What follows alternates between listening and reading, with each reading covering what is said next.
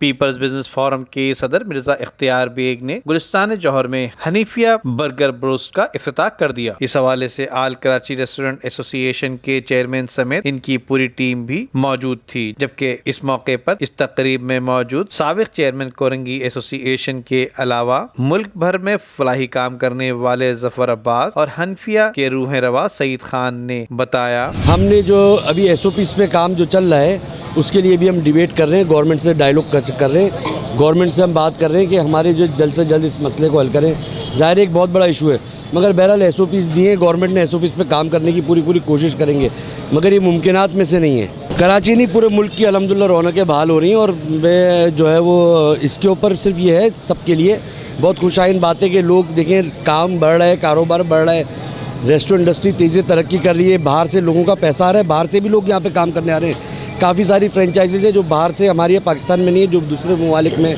वो भी यहाँ पे आ रही हैं। तो सबसे अच्छा ये इंडस्ट्री यही है कि जिसमें सबसे आसान है बाहर मुल्क से पैसे को यहाँ पे लेकर आने का सबसे अच्छा तरीका यही है कि जी किसी बाहर से कोई आदमी आया, उसने आके यहाँ पे 2 फ्रेंचाइजी खोल ली किसी, तो आपके पास और अचानक से जो है वो मिलियंस में पैसा आ जाता है ना। तो बात यही है कि सर के अगर हम इसके ऊपर SOPs पे काम करें, SOPs अब मस्ट है। कोविड हमारी ज़िंदगी का हिस्सा है, काम का हिस्सा, ज़िंदगी का हिस्सा बन गया है। जैसे बुखार है, मलेरिया है, नज़ला है, ज़ुकाम है, अब कोविड भी इसी तरह है। अब मसला ये कि इसको हमने इसके डर से अब काम बंद कर देंगे तो ज़्यादा भूखे मर जाएंगे लोग, डिप्रेशन से ज़्यादा मरे बजाय इसके कोविड से। तो कोविड की SOPs पे पाबंद, SOPs का जो है वो फॉलो करें, SOPs को फॉलो करें, मगर बंद करना कोई हल नहीं है। बात यह है कि हम तो हर चीज़ मिन जानिब अल्लाह करते हैं। हमने अल्लाह से रो के दुआएं मांगी, हमारे साथी ने रोए, जैसे में रोए बगैर जो है ना बंद दरवाजे नहीं खुलते। आप दुनिया के सामने नहीं, आप अल्लाह के सामने रो, अल्लाह से मांगो।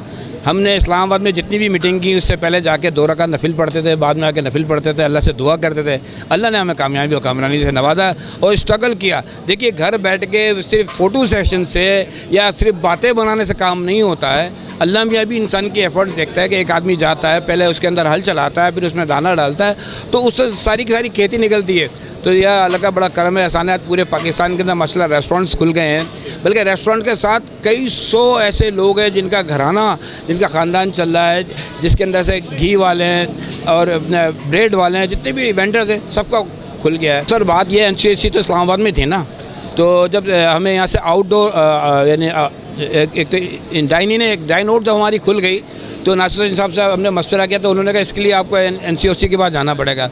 तो मैं सैल्यूट करता हूँ अपने अफवाज पाकिस्तान को जिन्होंने हमारी बात का मान रखा, और ख़ास तौर से गुरैश साहब का मैं बहुत सैल्यूट करता हूँ कि उन्होंने कहा कि भाई SOPs पे अमल करके ये खोलो, और बड़ा रैपिडली इन्होंने एक्शन लेकर इसको खोल दिया। अब मैं एक और गुजारिश करता हूँ कि प्लीज़ थोड़ा सा इसमें ज़रा थोड़ी सी नरमी करें ताकि कारोबार थोड़ा सा और फले फूले। देखिए रेस्टोरेंट में जो लॉकडाउन अनअनाउंस उन्होंने कल किया था रात को 12 बजे, ये बिल्कुल गलत है। उसकी एक वजह यह है कि जब भी कोई फैमिली रेस्टोरेंट जाने की तैयारी करती है तो वो पहले से प्लान करती है, वो देखती है कि वो आसानी से वहाँ पहुँच के एक अच्छे माहौल में बच्चों के साथ खाना खा सके। अगर उस वक्त तलवार सर पे लटक रही है कि जी ये लॉकडाउन है अभी बंद हो जाएगा, नहीं बंद होगा, तो फिर वो घर से नहीं निकलेंगे। तो ये तमाम चीज़ें खौफ और नाराज बिज़नेस कम्युनिटी के लिए बेहतर नहीं है, ये हमारी बिज़नेस एक्टिविटीज़ के मुनाफी जाता है। तो मेरी पुरजोर रिक्वेस्ट है सिंध हुकूमत का, और मैं भी उसका एक हिस्सा हूँ पीपल्स बिजनेस फोरम के सदर की हैसियत से, कि इस तरह की लॉकडाउन गैर अलानिया को बिल्कुल बंद करें ताकि लोग खुले माहौल में सुकून के साथ प्लानिंग करके फैमिली के साथ जाएं, और इतने दिनों से जो वो घरों में महदूद थे वो अब कोरोना की जो नई SOPs हैं उस पर अमल करके और रेस्टोरेंट्स वगैरह में खाना वगैरह खा सकें। तो ये बिल्कुल चीज़ें जो छोटी छोटी हो रही हैं इनको दूर करना होगा, इन रुकावटों को ख़त्म करना होगा ताकि बिज़नेस रिवाइव। मैं फैजान रावत और कराची रेस्टोरेंट एसोसिएशन का जनरल सेक्रेटरी हूँ। देखिए अभी रेस्टोरेंट खुले हुए चंद दिन हुए हैं, 6 से 8 दिन हुए, और रेस्टोरेंट जब इंडोर डाइनिंग खुला है तो उसमें बहुत सारे रेस्टोरेंट्स अभी खुल भी नहीं पाए हैं क्योंकि उनमें AC के काम, दूसरे मेंटेनेंस के काम जारी थे। तो अभी ये जो बातें कहना 3 से 4 दिन पहले से ये बातें शुरू हो गई हैं, अभी तो रेस्टोरेंट खुले भी नहीं है और शादियाँ सही से स्टार्ट भी नहीं हुई हैं, और उसका कोरोना फैलने का जरिया जो है वो बोल रहे हैं कि रेस्टोरेंट और शादी हॉल है। ऐसा नहीं है बिल्कुल भी, तो खुले ही नहीं है। इन पर इल्ज़ाम डालना तो मैं नहीं समझता उसमें इल्ज़ाम डालना चाहिए।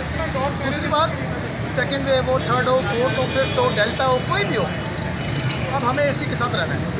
तो कोरोना के साथ रहना है, कोरोना की SOPs को फॉलो किया जाए।